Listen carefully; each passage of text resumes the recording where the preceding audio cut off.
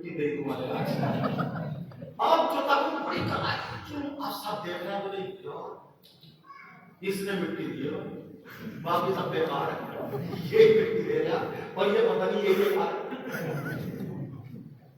ہے یہ دھوکہ دے رہا مٹی دے رہا دھوکہ دے رہا آپ یہ کہیے ایک منٹ پسینے اپنی طرف کی گرمی ہاں گرمی کی گرمی بہت ہوتی پسینے میں اور وہ ہٹتا ہی نہیں کافی دیر لگا مارے برف ایسے کہہ کر مٹی ڈال دی سب لوگ اسی میں سے دیکھو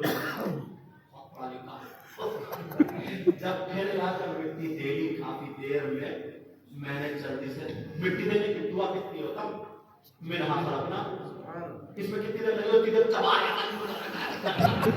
کافی دیر کی کتنی سی رہے میرا ہاتھ رکھنا دو لفظ ہے اور وہ کافی دیر میں کرتا ہے میں نے اٹھائی میرے ہاتھ رکھنا وفی ہاتھ رہی دو ومن ہم سے جو کتار کرتا ہوں میں کہتا ہوں چلو مٹی دینے کی دعا سنا اب خود چونکے بولے آپ کون تو ساتھ ارے وہ یہ تو سکتا یہ تو حضرت خالی کہا یہی تو ہے اچھا اب کسی اور پسینہ آ گیا جی کا نام سنا تو یہ بولے حضرت مٹی دینے کی دعا میں نے سنا ہے 10-20 لوگ اکٹھے ہوئے یار یہ تو بڑی بڑی مٹی دی ہے ننگا مٹی دینے کی دعا سناؤ تو کہنے لگا حضرت تھوڑی سی کچی ہے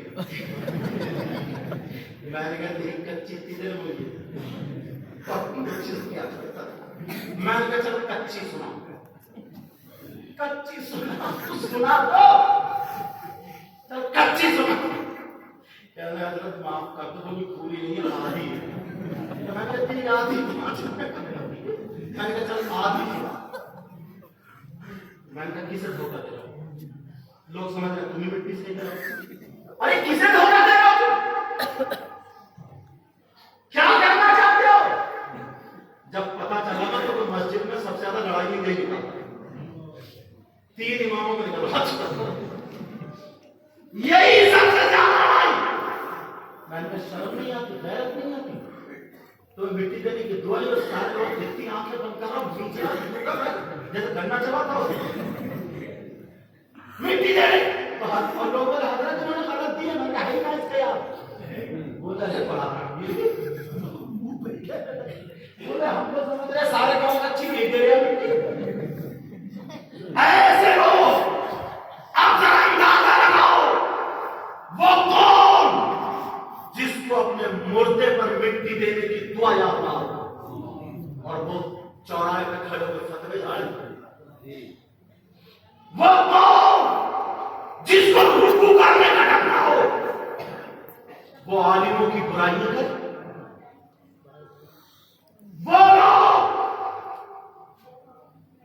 جس کو کلمے کا تلفظ صحیح نہ ہو اور وہ یہ کہے یہاں سے اچھا یہ برا یہ برا اچھا کیا ہوگا اس کا یارو اتنا علم جاننا ضروری چھوٹی چھوٹی چیزیں یاد رکھو تم لوگ خوش قسمت ہو پورے جھارواڑ میں بھی جہاں جہاں کی علماء مدرسے چل رہے ہیں پاٹن میں بھی اور جگہ چل رہا یہ بھی الحمدللہ آپ دیکھیے سب کے سامنے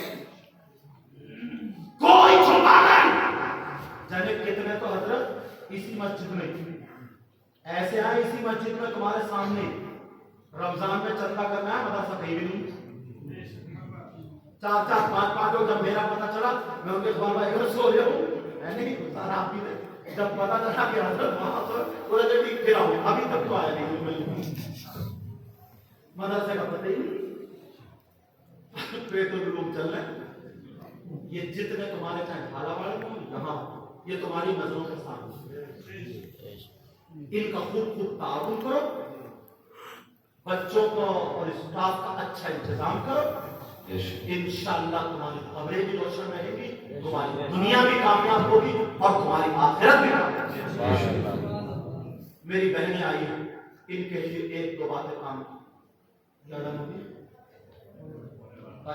بھی بہت زیادہ ہوگی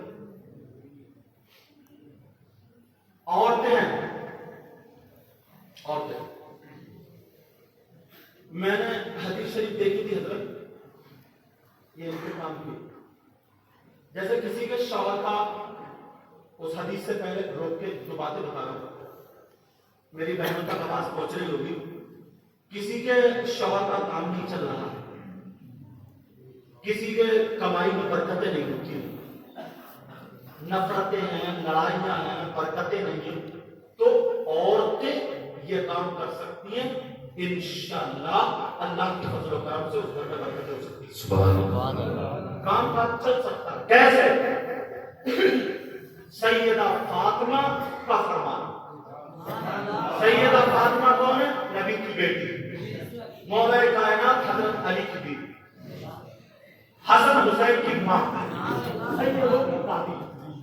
سیدہ فاطمہ فرماتی ہیں کہ جو عورت سورہ نور اور سورہ طٰہٰ اگر پڑھ کے اپنے شوہر کے حق میں اللہ تعالیٰ سے دعا کرے، سورہ نور اور سورہ طٰہٰ پڑھ کر کے اللہ تعالیٰ سے دعا کرے، تو اس بیوی کی شوہر کے حق میں دعا ایسی ہوتی ہے جیسے مجھ فاطمہ کی دعا میرے علی کے حق میں. سبحان اللہ، سبحان اللہ، زندہ باد.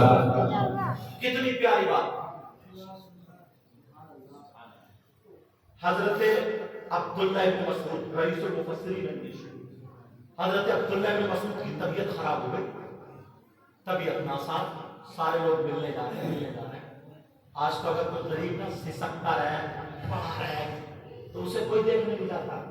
اور مالدار کا اگر کسی کے کتے کو تھوڑا سا نزلہ ہو گیا تو دو چار چلے تو ہاں بھائی سنا تمہارے کتے کو نزلہ ہو گیا، سب ٹھیک ہے نا. دکھاوا. عیادت کرو. اب سنو، حضرت عبداللہ بن مسعود کی طبیعت ناساز، چلے گئے. سارے صحابہ جا رہے ہیں دیکھنے کے لیے، سارے لوگ جا رہے ہیں. حضرت عثمان غنی گئے. کون گئے دیکھنے کے لیے؟ بولا حضرت عثمان غنی. انہوں نے اشرفیوں کی 2 تھیلی لی، جیسے تحفہ لے کے جاتے ہیں نا اشرفی. پہلے لوگ کپڑے کی ایسی وہ بنا لیا کرتے تھے، اس میں سے سمیٹ کے باندھتے تھے، اس کو تھیلی ہوئی یا چمڑے کی ہوتی تھی. تھیلی لے لی، بیٹھے رہے، الحمد شریف پیشانی کا ہاتھ رکھا، الحمد شریف پڑھی اور دم کر دی. انشاءاللہ تو ٹھیک ہو جائے. وہ تو اتنے بڑے عالم تھے، عبداللہ بن اتنے بڑے عالم تھے. وہ کہنے لگے ہاں اس سورت کا نام سورت شفا، انشاءاللہ میں ٹھیک ہو جاؤں. کہا بہت جلدی ٹھیک ہو جاؤ گے. اب جب آئے تو وہ اشرفی کی تھیلی اتنی کمزوری تھی، یہ بہت ادب کرتے تھے، ایک دوسرے کا ادب کے لیے کھڑے ہوتے تھے، مگر اتنی کمزوری کھڑا نہیں ہوا جائے تو لیتے ہی رہے. حضرت عثمان غنی نے 2 تھیلیاں دے دی. کہا لو یہ رکھے. اب بھائی یہ کائے کے لیے؟ ان کی 3 بیٹی. کہا بیٹیوں کا ساتھ ہے تمہارا؟ 3 بیٹی ہیں. ارے میں کوئی زکات فطرہ خیرات نہیں دے رہا ہوں، میں کوئی احسان نہیں کر رہا ہوں. نبی کی سنت تحفہ، اسے قبول کر لو، ہو سکتا ہے تمہاری بیٹیوں کے کام آئے. اٹھ کے بیٹھ گئے. اب بھائی عثمان تم نے نبی کا فرمان نہیں سنا. اب نبی کا فرمان سنی. صحابہ بات ہو رہی، کہا نبی کا فرمان نہیں سنا. کہا کیا؟ اب میرے نبی نے فرمایا تھا کہ جس کے گھر کی بیٹیاں روزانہ رات کو سورہ واقعہ پڑھ کے سو جائیں. کیا پڑھ کے؟ سورہ واقعہ ہے نا، یہ بتا دوں سورہ رحمان کے بعد جو سورت آتی اذا وقعت الواقعہ، یہ جو سورت آتی ہے اس کو سورہ رحمان کے بعد جو سورت واقعہ.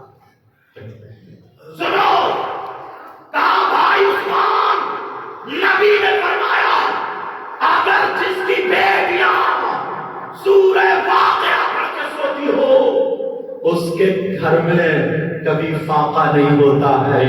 اگر آفتیں آ جائیں تو سورہ واقعہ سامنے آ جاتی ہے، پریشانی آ جائے سورہ واقعہ سامنے آ جاتی ہے. اور الحمدللہ میں نے اپنی بیٹیوں کو گھنٹی کم ملائی ہے، گھنٹی میں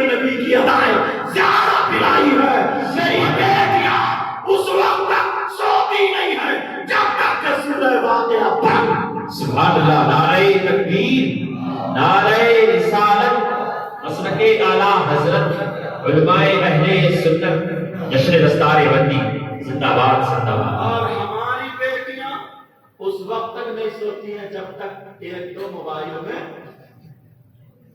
کیا نہ دیکھ لیں، وہ سب کیا کیا سیریل نہ دیکھ لیں، ایپیسوڈ نہ دیکھ لیں، اور کیا کیا باتیں وہ سب نہ دیکھ لیں. بچیوں کو میری بہنیں سن رہی ہو چھوٹی ہو تو اس کو یاد کرانا شروع کرو. یہ ساری چیزیں ابھی نور الدین منظر صاحب بیٹھے ہوئے تھے، سینسوان کی بات ہے جی. ایک لڑکی کے سینے میں یہاں پہ کینسر تھا. اس نے جب یہ سنا، میری تکلیف سنی، تو اس کے بہنوں بھی